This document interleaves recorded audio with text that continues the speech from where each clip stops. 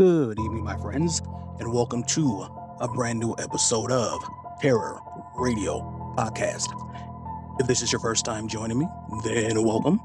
This is a podcast dedicated in bringing you the best of horror and thriller, old-time radio broadcasts, as well as original stories.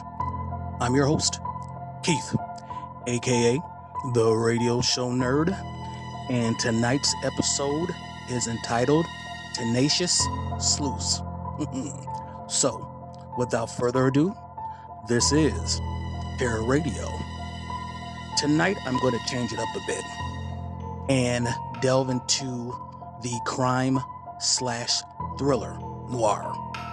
So, the two radio series highlighted tonight are The Shadow and Nightbeat. Our first radio play is called Village of Doom and was first broadcasted on The Shadow October 15th, 1939. Following that is a radio play, The Slasher, and it was first broadcasted on Nightbeat November 10th, 1950. Now, you all know the drill. Sit back, turn down the lights, and listen to Village of Doom, followed by The Slasher.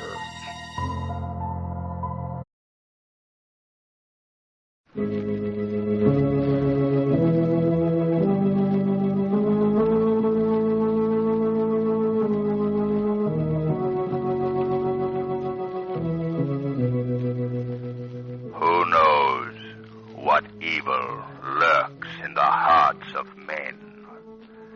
The Shadow knows.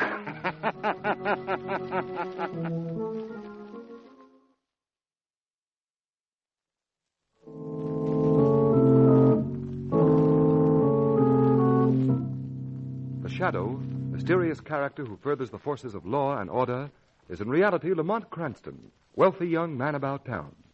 The Shadow uses his hypnotic power to cloud men's minds so that they cannot see him.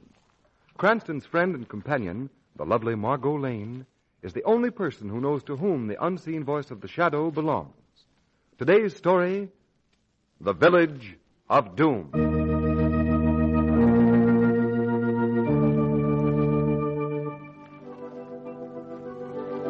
Well, Margot, here we are. How do you like it? Oh, it's glorious, Lamont. What an ideal place for a picnic. I thought you'd approve of it. Well, now, let's unpack the lunch, eh? Oh, now, wait a minute. That's my job. You just sit there and enjoy the scenery. All right. Oh, this is fun. How did you ever find this spot, Lamont? Oh, I've been holding out on you.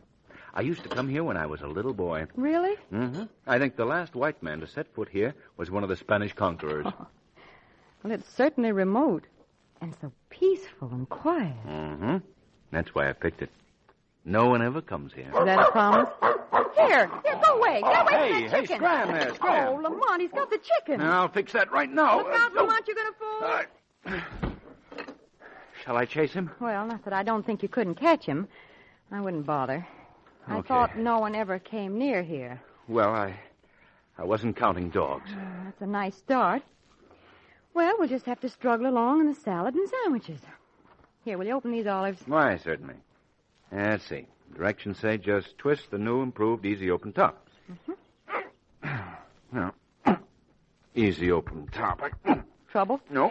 Imagine how tough this would be if it weren't for the new improved easy open top. Oh, still it is here, Lamont. Hey, did a dog run through here? Yes, he just... Oh, thanks. Look out for that salad bowl. Sorry. Well, we now have salad garnished with footprints. Oh, Margot, that's a shame. Who was he, the son of the Spanish conqueror? Oh, look. All I know is that it used to be very quiet here when I was a boy. Well, that certainly dates you. Did you get the top off the olives? Not yet. Just twist the top. What are you laughing at? Lamont Cranston, noted criminologist, solver of mysteries, and he can't get the top off a bottle of olives. Well, for your information, young lady, this is the toughest case I've ever had. Oh, let them go. Just relax and enjoy the serenity of nature. Hey, did the boys go through here looking for a dog? Yes, right that way. Thanks. Wait a minute, come back. What for? You forgot to step in the salad. Oh, I ain't got time. Well, you know the quiet little spots, all right. I'm sorry, Margot. Oh, come on. I was only kidding. Here, turn on the portable radio. We'll have music with our picnic. There's still sandwiches. All right. Well, let's see now. See what we've got here. Ham? Mm-hmm. Yeah. Swiss cheese. Oh, there. That ought to scare off the next boy who's looking for a boy who's looking for a dog. Oh, don't look so glum, Lamont. I didn't mind the interruptions. Oh, I'm not worried about the interruptions. Well, then what is it, darling? These olives. We interrupt our dance music at this time. Well, here, have a special sandwich. broadcast by the Safety Committee of the Town of Old Mill. right. Go ahead, sir. Good. My message may sound unusual to those who are listening. I'm speaking for the citizens of Old Mill in a direct appeal to the man who calls himself the Shadow. Lamont, did you hear We're that? aware of your splendid work in the interest of law and order, and we take this means of trying to contact you. What can it be? Well, let's listen. A strange and unexplainable force is slowly but surely wiping out our entire population. All other agencies have failed to cope with this terrible situation. Unless we get aid at once, our village and our people are doomed. Please, Shadow, help us. Turn it off, Margot. I make this... Do you know anything about Old Mill? Well, I've driven through there. It's a quaint little place. About a 2-hour drive, I should think. Come on, let's get along. What are you going to do? I don't know exactly, Margot, but perhaps I can at least demonstrate to the Safety Committee of Old Mill the old truism it pays to advertise. Pull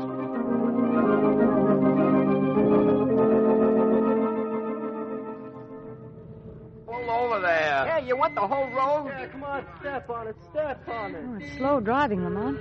Where do you suppose all these people are coming from? I don't know. Cars are loaded with bits of furniture and personal belongings. It's possible they're fleeing Old Mill. They're certainly in a panic. Look out, Margot. That car stuck right in the middle of the road. Stop alongside of it. All right. Pardon me, sir. Could you tell me how far it is to Old Mill? Old Mill? Did you say Old Mill? Yes, we're near it, aren't we? Too near it, mister. Well, what seems to be the trouble there? Who knows? All we know is that people die. Everybody in Old Mill has lost someone. Took my wife, it did. You mean she was killed? Maybe. Maybe she just died. Nobody can tell how it happens. But every night it's somebody. Those that have sense have gotten out. There's hardly anybody left. They're all gone? All but a few fools that think they can fight it out. But they'll die too, mark my words. There's a car coming, Margot. Let's go. Okay. I've warned you, mister. Go back. Go back. You're driving to your doom. Lamont, I have a sneaking suspicion your deductive powers are in for a few hot licks, swingingly speaking. I wouldn't be a bit surprised, Margot. And in the same vein, may I remind you that this little symphony will be conducted by the Shadow?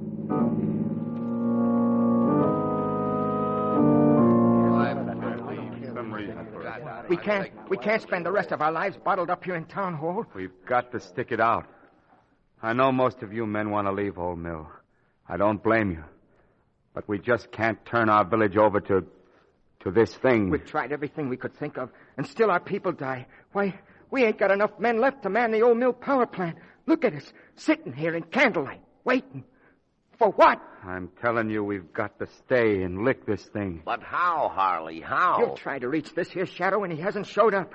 I don't think the Shadow can do anything about this. Perhaps. But at least I can try. Say, somebody's in the back of the hall. Yeah. But I don't see anybody. Who's back there? The one you've been seeking, gentlemen. I am the Shadow. The Shadow? He's come. He's here. What did I tell you? Shadow, I knew you'd come. I hope I can help you. Tell me what it's all about. I don't know that there's so much to tell, Shadow. The story's been the same every night for months. Not a night passes that somebody in the village doesn't die. What causes the deaths? We don't know, Shadow. We haven't found a single mark on any of the bodies. If it was murder, there'd be some... Get out, all of you. Raleigh Gordon. What's the matter, Raleigh? It's come again. It struck once more. Now get out while you can. Stop it, Raleigh. All right. Now, tell us calmly. Who is it this time? It's my curse to have to tell it. The name kind of freezes on my tongue. But you've got to tell us. It's kinder one of us here. We got to know. Come on, Raleigh. Out with it. Harley, Yes? God help you, man. God help you. What? It's one of mine. Your little boy. No. A baby. It can't be. An innocent baby. Are you sure, Raleigh? Sure he's dead? I wish it was just a dream of mine, but I just left your missus, Harley, sitting glass-eyed, little tyke in her arms. My son. My little boy. I'm not waiting any longer. I'm getting out of Old Mill. Me too. That's enough for me. I'm Run getting for your lives, men. Run for your lives. Let's get out of here. I'm sorry, Harley. Very sorry. Oh, Shadow. You came too late. I'm afraid so, Harley. He was all we had. Why did it have to be him? Harley, go home now. Your wife will need you. Yes. Poor Sally. She'll need me. I'll need her.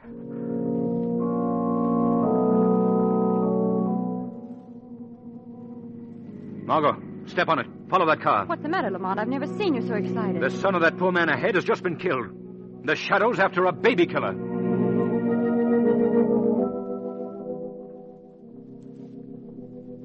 Oh, Harley. She's been like that ever since it happened. We can't get the baby out of her arms. She just sits and rocks back and forth and back and forth. Sally, darling. You know who's talking to you, don't you? No. Sure, I know. Give me the baby, Sally. No. Nobody can take him away from me. Nobody. They're all trying to tell me he's dead. He's not. I know. Yes, Sally. Our baby's dead. We've got to be brave. No. You're wrong. You're all wrong. Death is horrible. Death is ugly. And look at my baby. He's beautiful. He'll stir in a while. His eyes will open. He'll wake up and cry for his bottle. Sally. Oh, Don't give way, Harley, don't. Oh, will you all go now, please? You'll frighten my baby when he wakes up. He's afraid of people. Somebody frightened him once. Poor little fella. And he never got over that. Sally, don't. Please don't. Harley, let me speak to your wife. Lord help us, where is that voice coming from? Mrs. Prentice, listen to me. Who is that? A voice called to me. It's a friend, dear. One who has come to help us. But I don't see him. No, you can't see me, Sally. But I'm close to you. As close as the spirit of that little baby will always be. His spirit? Are you telling me my baby's gone, too? No, he's not gone. He's closer to you than he was in life.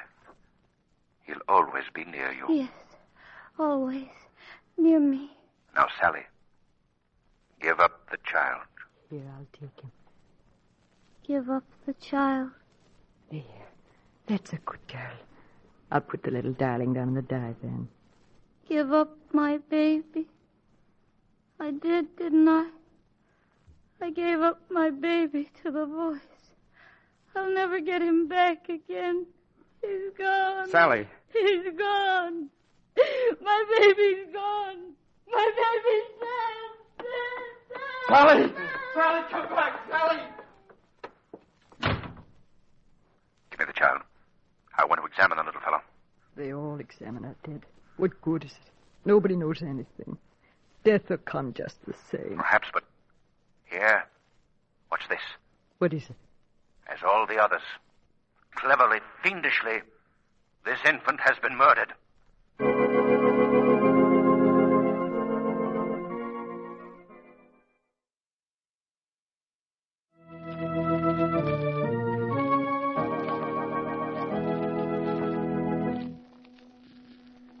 Well, Margot, I've all deserted the town. We're all alone now. I know. Let's look about. I want to think this thing out. You've definitely decided it's murder, Lamont? Definitely. If I'd been a moment late in getting to the Prentice home, the one little telltale bit of evidence would have disappeared. Oh, it's ghastly. I found it just under the child's chin. the most minute little break in the skin. Even as I looked at it, the skin drew together and the tiny break was gone. No wonder the authorities could find no mark of violence. I suppose all the deaths had been brought about in the same manner. Exactly. The poison killed and immediately eliminated all traces of itself. Clever device, eh? I hate to have the inventor for a playmate. What sort of a poison is it, Lamont? I think it's a concoction developed by a small tribe in the Congo.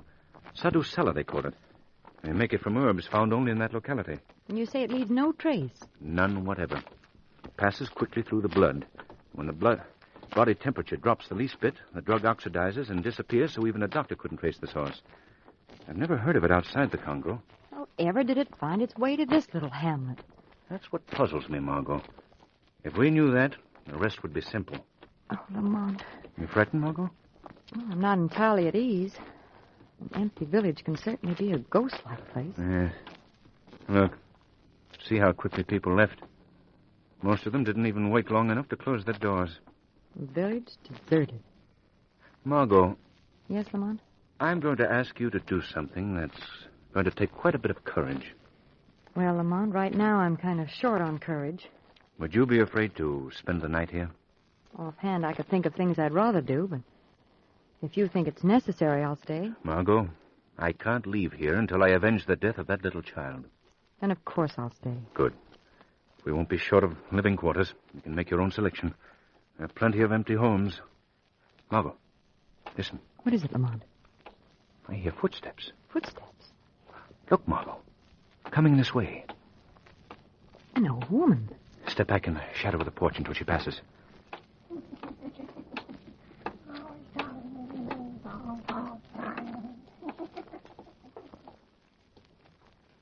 All right, Margot. She's gone. Well, I wonder who she is. Rather a courageous soul, braving this thing alone. Let's follow and see where she goes.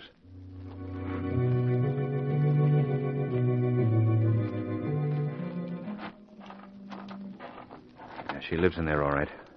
She's lit the candles. Awful old shack. But it's certainly on a beautiful site. This hill commands a view of the whole village. Oh, wait, Margot. There's a name on this rural mailbox. Oh, yes. C-A-R-S-T. Carstairs. Let's go, Margot. I'd like to have a talk with the old lady. Well, how can we explain why we're here? Let me do the talking. Pleasure's all yours. Yes, but I don't fancy the old girl.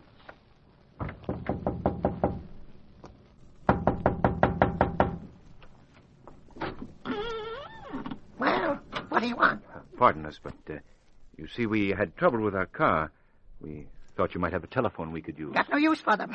Come on. It's all right, Margot. Heavens, what's that? Gave you a good scare, didn't it? Oh, he takes good care of me, don't you, Arcus? Arcus, good boy. Good boy, Arcus. Yes, Arcus, good boy. Why, it talks. It's a jackdaw, Margot. Member of the crow family. Quite a bird you've got there, Mrs. Carstairs. What?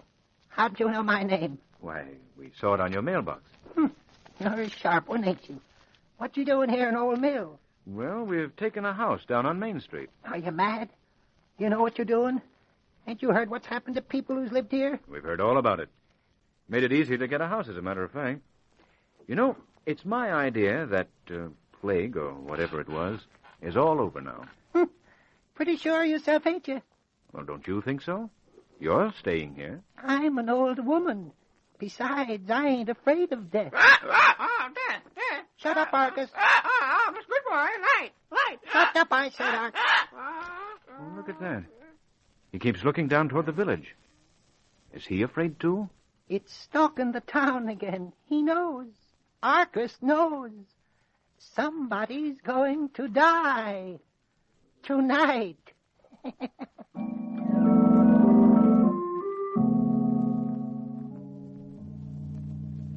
Yeah. I guess you'll be comfortable in this house, Margot. Thank you, Lamont. What are you going to do? I'm going downstairs. Sit on the porch and watch for developments. You go to sleep and don't worry. I just can't get that old woman out of my mind. Horrible-looking creature, wasn't she? You know, Margot, there was something familiar about that face. I'm sure I've seen it somewhere before, but I just can't place it. Well, Margot, I'll go on downstairs. Don't forget to put out the candles. No, I won't. Good night, Lamont. Good night, Margot.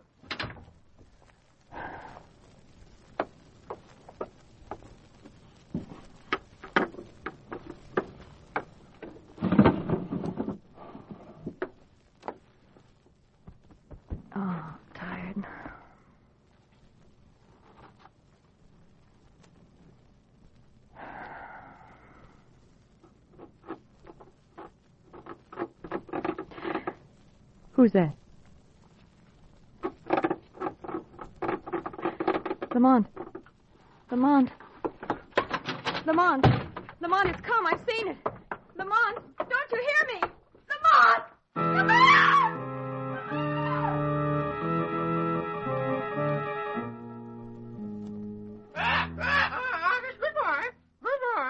No, Arcus, bad boy. You didn't do as I told you. She's still alive. Yes, I can hear her yelling down there. Right, yes. You didn't wait long enough after the light went out. You go back again. Right. That's right. You go where the light is. This time complete the job, but wait till the light goes out. Then do just what I've taught you to do. Arcus, good boy. That's right. You be a good boy. Here, I better file your beak down a little sharper. There, keep still. There. That's better. One peck, and it's done. There. All right. Don't be in such a hurry. Here, dip your beak in the poison. Then off with you. That's it. We'll teach those two fools. You mustn't fail this time, Arcus. Arcus, did you hear that, too? What you looking in the corner for? See something, do you? Yes, Arcus sees something.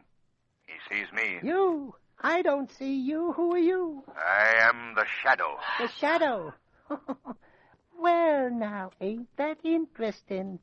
You're the great invisible crime expert. You've heard of me, I see. Oh, indeed I have. And who hasn't? But what could you want with a poor old woman like me? You know full well what I want with you. Oh, have you come to ask me to help you solve the mystery of Old Mill?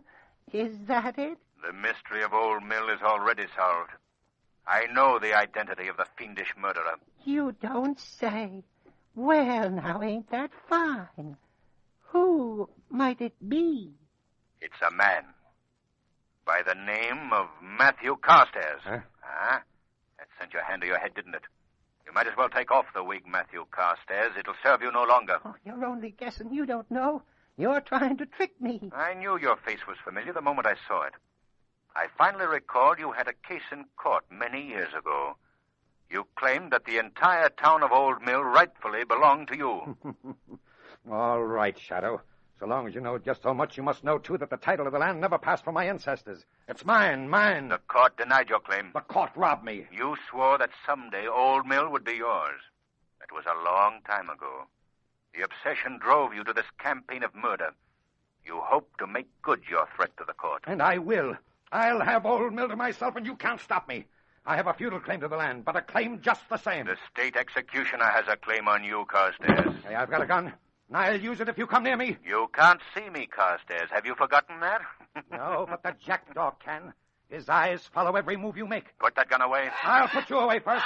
You're terrifying the bird. No, Arcus, go away. Right. There.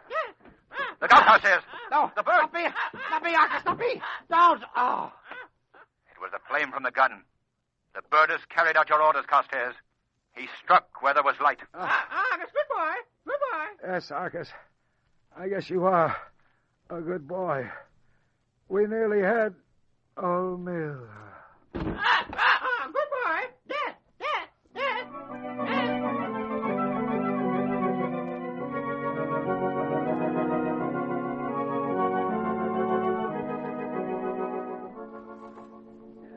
Well, Margot, the jackdaw's been destroyed. Carstairs is dead. And the village of Old Mill lives again. Lamont, how did you ever happen to suspect Carstairs? Well, it was a series of fortunate circumstances. First, the face was familiar. But more important than that, I noticed several trophies in his shack that unmistakably came from the Congo. The presence of the strange poison was easily understandable then. Oh, I'm proud of you, Lamont. You shouldn't be. Why not? I still can't open this bottle of olives. Oh, have you been carrying them around with you all this time? Mm-hmm. And take them, with my compliments. Here. Give up? Mm-hmm. What are you supposed to do? Twist the top like this? Yes, but it's impossible to... Margot, you opened... Lamont, will you have an olive?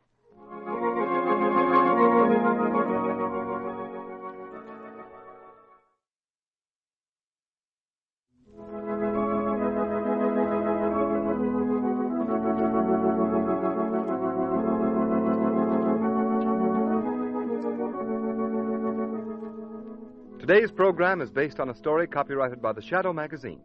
All the characters and all the places named are fictitious. Any similarity to persons living or dead is purely coincidental. The Shadow magazine is on sale at your local newsstand.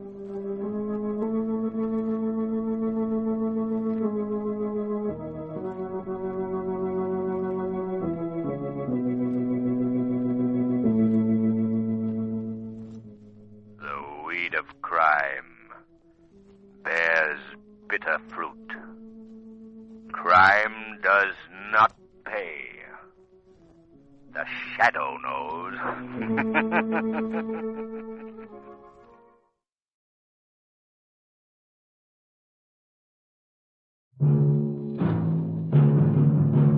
Night Beat.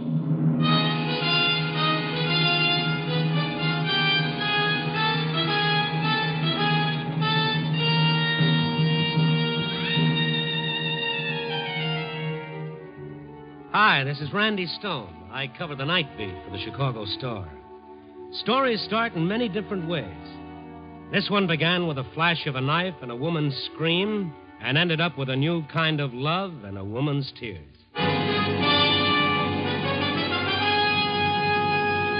Night Beat, starring Frank Lovejoy as Randy Stone.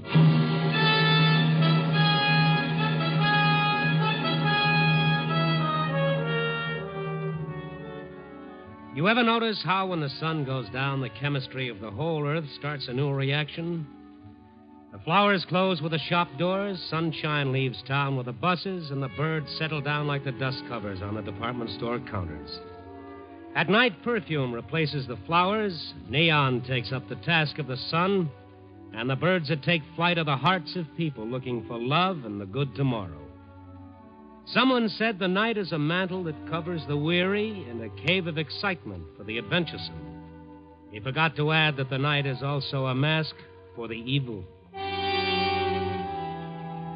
I was out making my rounds, covering my beat for a story. I talked with a bootblack here, a hat-check girl there, a head waiter or two, assorted cabbies, and came up with nothing but a few shreds of scandal that were better left unreported. When I turned onto Harding Street, there was a story for me, ready-made. But it was a story I was sorry I had to report. A woman was lying on the sidewalk with a frightened look in her eyes. The shoulder of her dress was ripped open, and there was a red stain growing on her side. I walked up to the edge of the crowd that seemed to pour out of nowhere, and I pushed my way through. I'm from the press, Charlie. Oh, hello, Randy. Didn't even look at your face. What happened, Charlie? Said she was waiting for a taxi. There were 3 or 4 people with her. Before she knew... He just slashed at me. Try to lie quietly, will you, lady? It'll be better. Now you know. The 14th case like this in 3 weeks. Yeah, I know all about him. They call him the Slasher.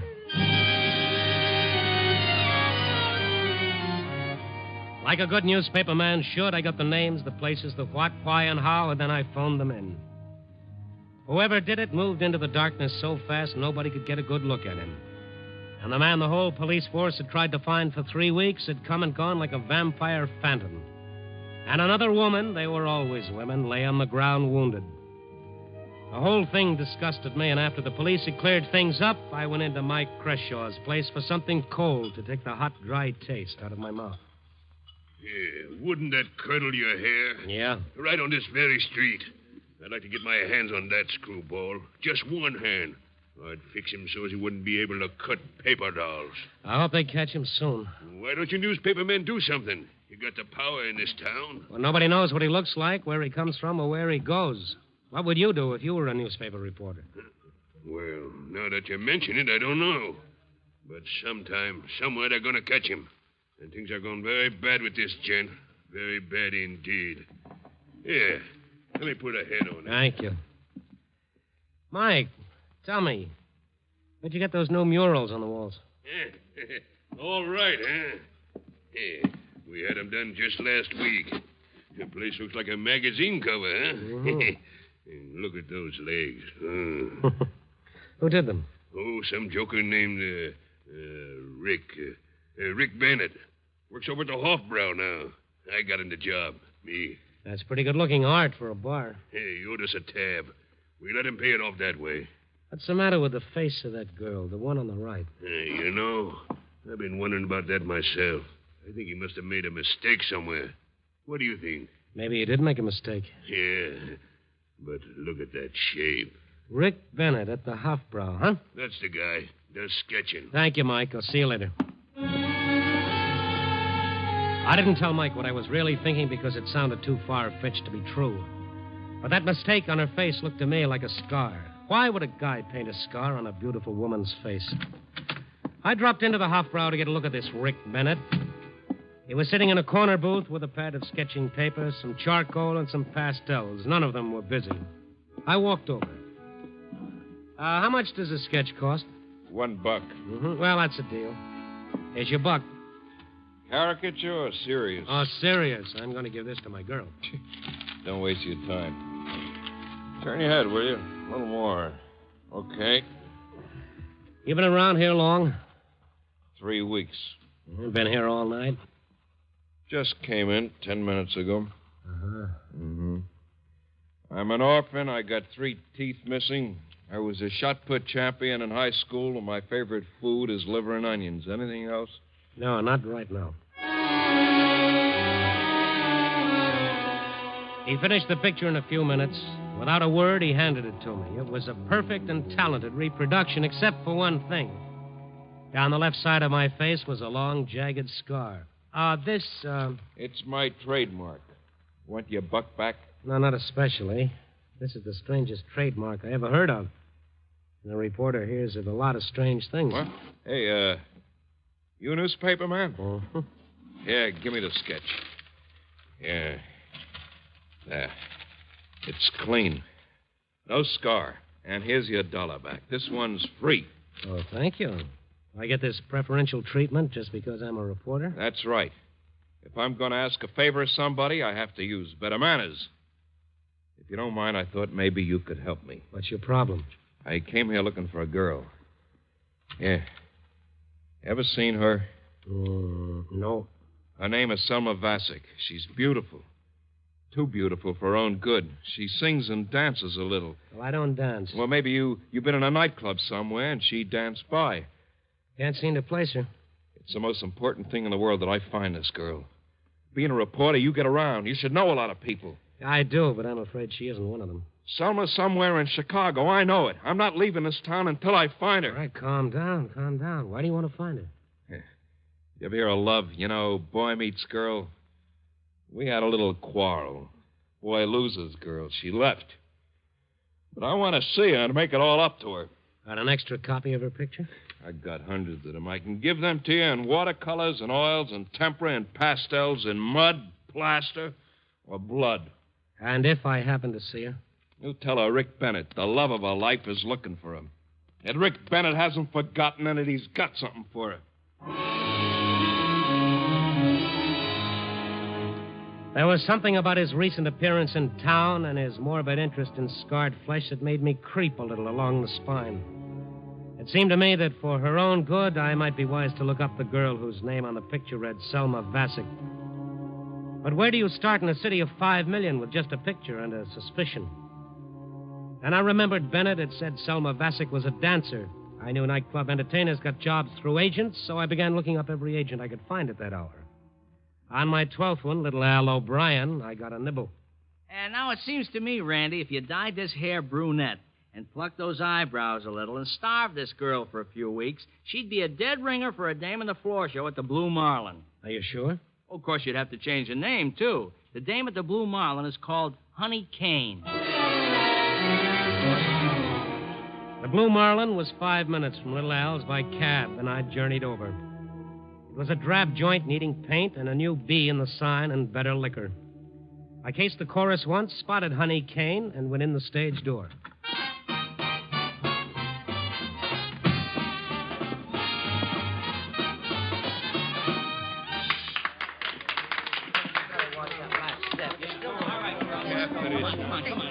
I caught her just coming off the floor. All right, one side, Buster. Selma, My name is Honey Kane. didn't it used to be Selma Bassick? Go on, stop bothering me before I call some of the boys. All right, maybe I made a mistake, honey, but if you are Selma Bassick, I have a message from Rick Bennett. What connection do you have with Rick Bennett? Well, not much. All right, come on, here, in the prop room. I want to talk. All right. So I'm Selma Bassick.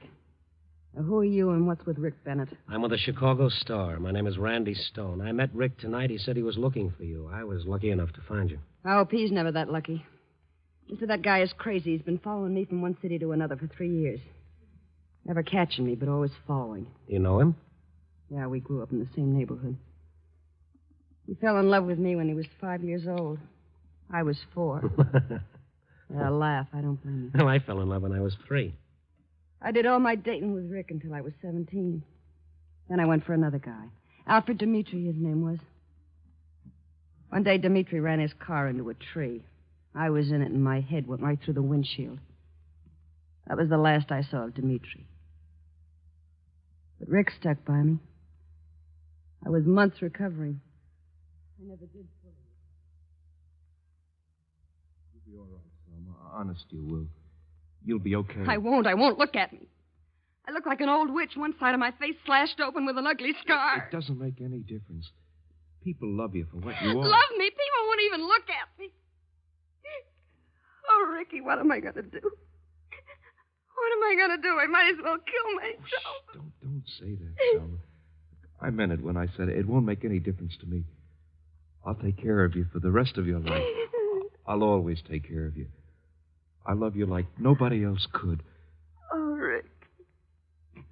Rick, please be nice to me, please. Oh, don't worry any more about that scar, Selma. If it's the last thing I do in this world, I'll fix it. I promise you. Word, because as far as I can see, the scar's completely removed from your face. Oh, there isn't a trace of it left. Look at me. I'm supposed to be a beautiful girl. You are? Don't make fun of me. You know how I lost the scar? Ricky worked like he never worked in his life. For 16 months, he sweated over his first important oil painting to enter into a competition. He was poor and hungry and couldn't even buy enough oils. And he won the competition, $5,000. And that was the money that fixed your face? It took every cent. It was quite a sacrifice. Rick never had another success. He just went on struggling, and I couldn't stand it anymore. Couldn't stand watching him suffer or never having anything for yourself. Why lie? It was mostly not having anything myself. Guys were beginning to look at me in that sweet way all over town, and all of a sudden I knew how to get money. Get up on the stage, behind the lights, become a rich, famous star. So I threw Rick over and left town. He's been chasing me ever since. You wouldn't consider going back to him? Go back to him, me? What have I got to bring him now? I'm not the same girl he was in love with. I haven't got the scar on my face anymore. I've got it inside. I'm another person. And the names for it aren't very nice. When he sees what I've turned out to be, I think he might want to kill me. You really think that, Selma? Yeah, that's what I think. Selma, would you rather I didn't tell Rick where you are? I'll pray for you every night if you don't tell him. All right, it's your life.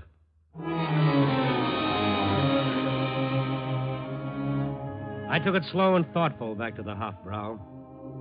Rick was strange and Selma was strange, and the whole world seemed tortured at the moment. I guess I should never have poked into their lives, but I couldn't escape the feeling that there was something about Rick Bennett that bore looking into.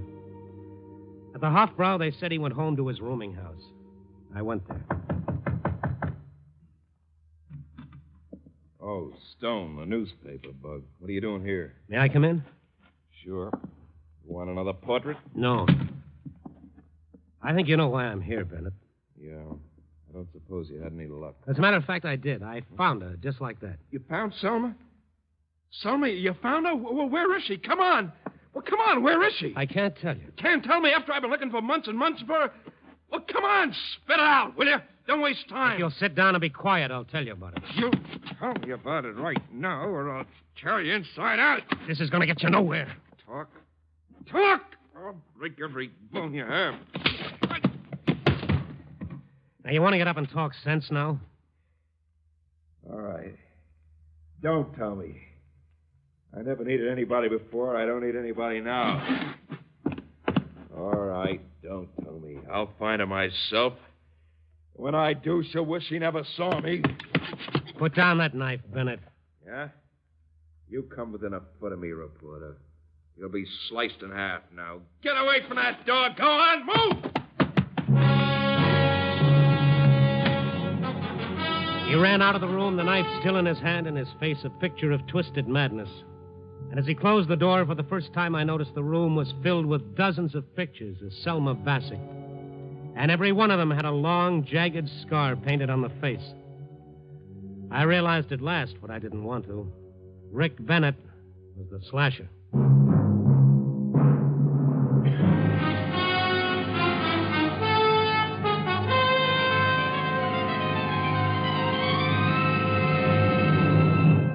NBC is bringing you Night Beat, starring Frank Lovejoy as Randy Stone. Of Duffy's Tavern. The welcome mat is out at Duffy's, and your host will be the ungrammatical Archie, played by Ed Gardner. As usual, Duffy won't be there, but he'll be represented by his charming daughter, Miss Duffy. Clifton Finnegan and Eddie the waiter also will be on hand to join in the mischief with Archie. It's top Friday evening listening later tonight with Duffy's Tavern over most of these NBC stations. And a reminder, this Sunday on NBC, it's The Big Show, an hour and a half of the best in comedy, music, and drama.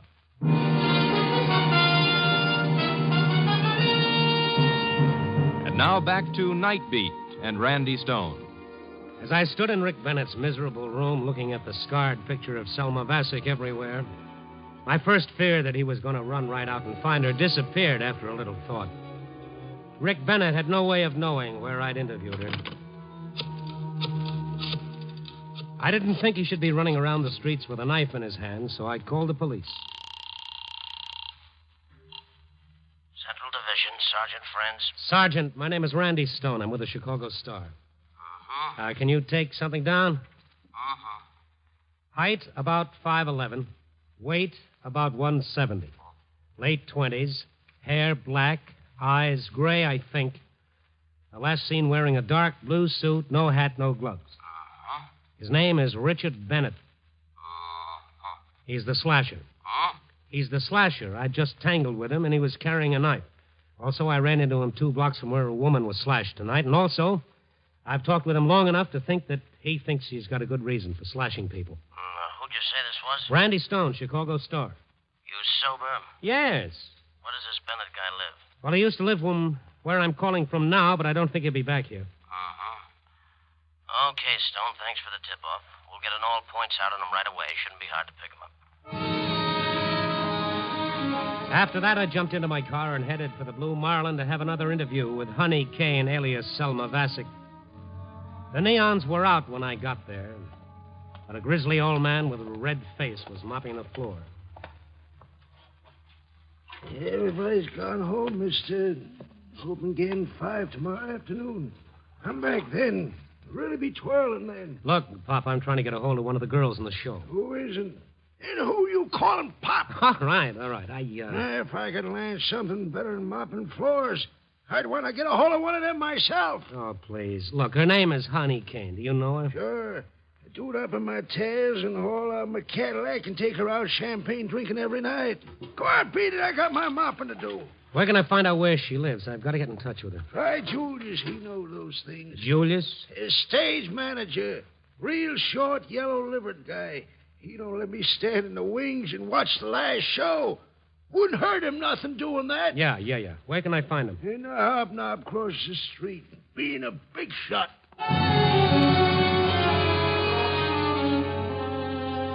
I found Julius across the street being a big shot. It was intermission for the little orchestra that was playing there, and he was standing behind the vibraharp playing lost chords. A bored bartender and a drunk passed out in an empty booth were his audience. Nobody looked up when I came in, most of all Julius, but he did answer me. Yeah, I'm Julius. I just came from the Blue Marlin. The janitor there said you could help me. Yeah? He's a dirty old man. I'm trying to locate one of the girls in your show. A lot of people are, brother. Now, why don't you... I went all through that with the janitor. I don't want to go through it with you. Now, my name is Stone. I'm a reporter. I'm on a story. I want to talk to Honey Kane. Do you have her address? Yeah, Mr. Reporter on a story. I got her address. But I ain't handing it out to you. You talk too smart. You move too quick. And you're sort of a jerk. I just don't like you. And I don't like you, mister. Well, I want that address, and I'm going to get it. How I get it's up to you. Wait a minute. Tell me where Honey Kane lives and make it fast. All right. Let go of me. Got a book. Keep it on me all the time. I always know what you guys who go prancing around for dames want to know. Come on, get it out. I don't need to. I remember hers. Yeah? 1312 Commodore, apartment 16C. Honey never gave me no tumble. You guys must be doing some good, huh? Yeah, she'll get around to me before long. What guys? You're the second one been around here asking for Honey tonight. Who else was asking? A wise guy just like you. Came in 15 minutes ago. He talked smart, too, and was sort of a jerk. But he wasn't with no newspaper. His name was Bennett. Rick Bennett. Where's the phone? When Rick Bennett had run from his room with a knife in his hand, I didn't think he had any way of locating Selma Vasic, but I'd underestimated his ability to trace my steps. Maybe it was because he'd been looking for her such a long time he knew the ins and outs. Anyhow, he was on the right track and she was in danger.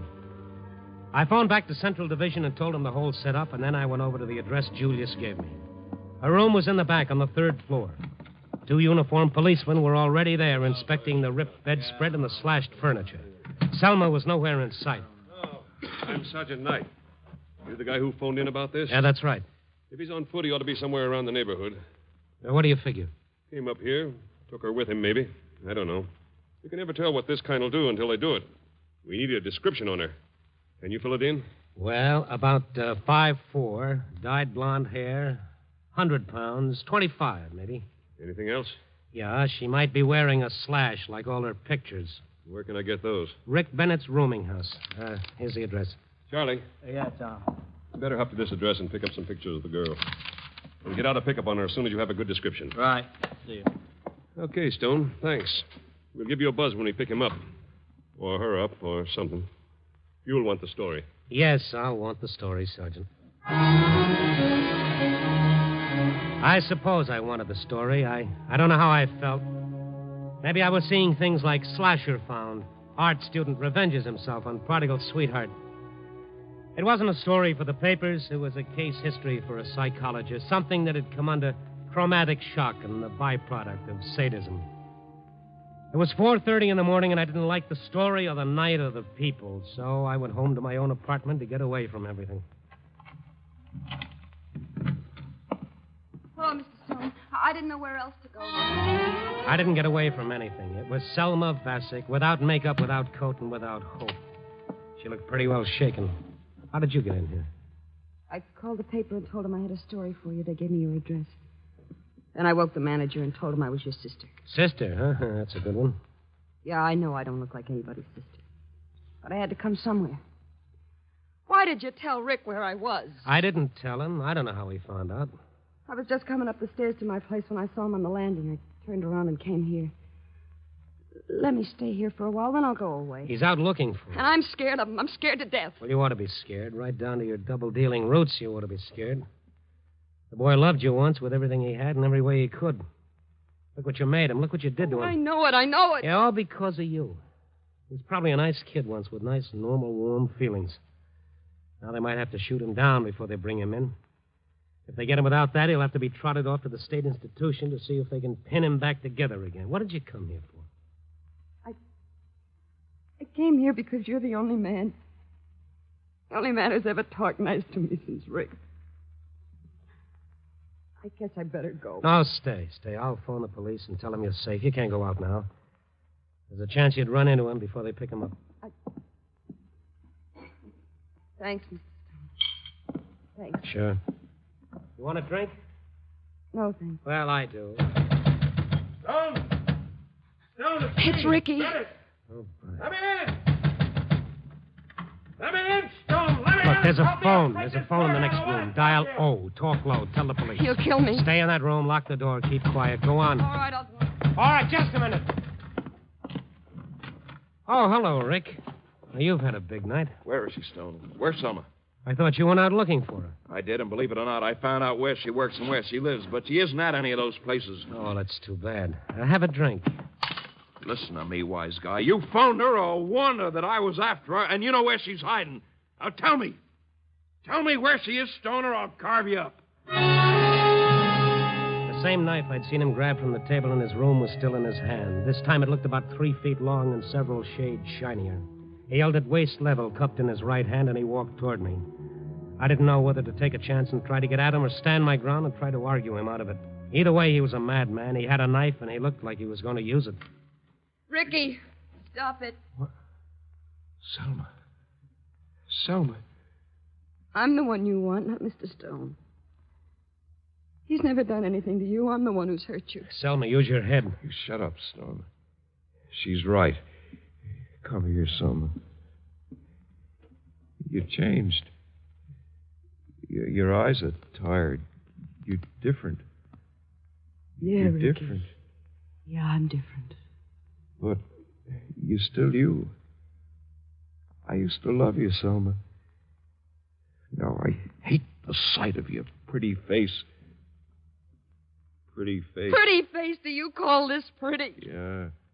It's still pretty enough. Stop it, both of you. Let him go, Mr. Stone. I deserve it. Well, Ricky. Yeah. You deserve it, Selma, and you... Well, go ahead, Ricky. There's nothing anyhow. Nothing. I can't, Selma. I can't do it. I've looked for you all this time. I've wanted you so much.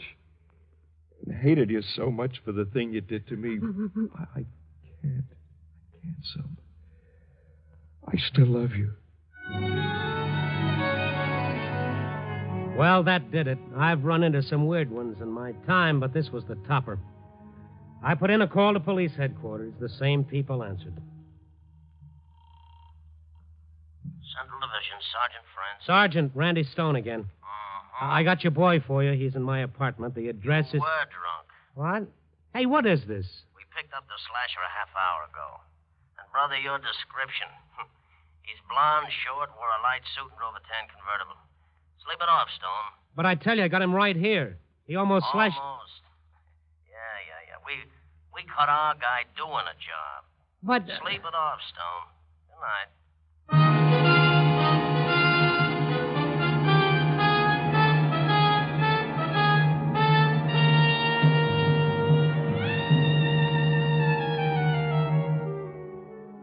Yeah, that's how mistakes almost happen. But that isn't all. A psychiatrist examined Rick Bennett. He prescribed love, affection, honesty, and rest. He said it might take a long time. And Selma Bassick said she didn't have anything to do for the next 50 or 60 years. So the last I saw of the two of them, they were looking around for a preacher. Me, I looked around for a moral. I hate to say it, but I can't think of anything else. A definition of love. Love is so close to hate, and hate is so close to love, that if you find yourself hating someone you love, you're liable to love someone you hate. That makes sense? Love never does, people. Copy, boy.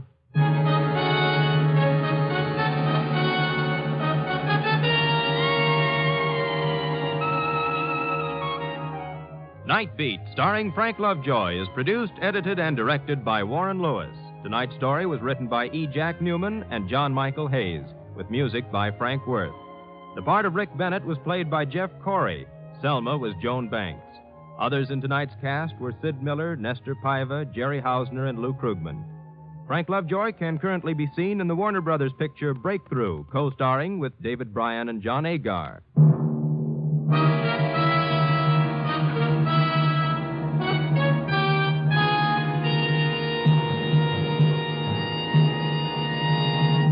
Night Beat came to you from Hollywood. Ladies and gentlemen, this is Frank Lovejoy. Tonight ends our present cycle of Night Beat. In the very near future, we're hoping to be back on the air with a new series. Would you watch your local paper for the time and date? And meanwhile, if you've enjoyed our stories as much as we've enjoyed bringing them to you, perhaps we'll hear from you. Until then, good night.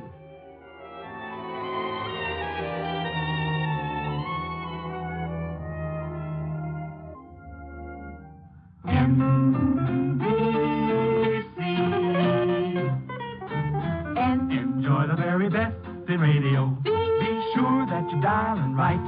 Seems like the very best in radio. Morning, noon, and night is from this station. Morning, noon, and night, NBC. Join Steve Mitchell on another dangerous assignment tonight on NBC.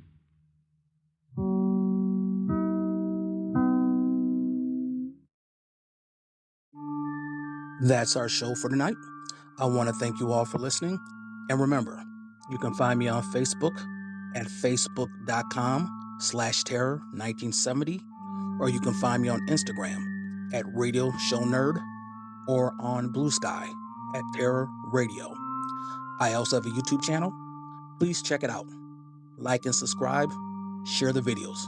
It would be highly appreciated. Again, this is your host, Keith, better known as the Radio Show Nerd, signing off.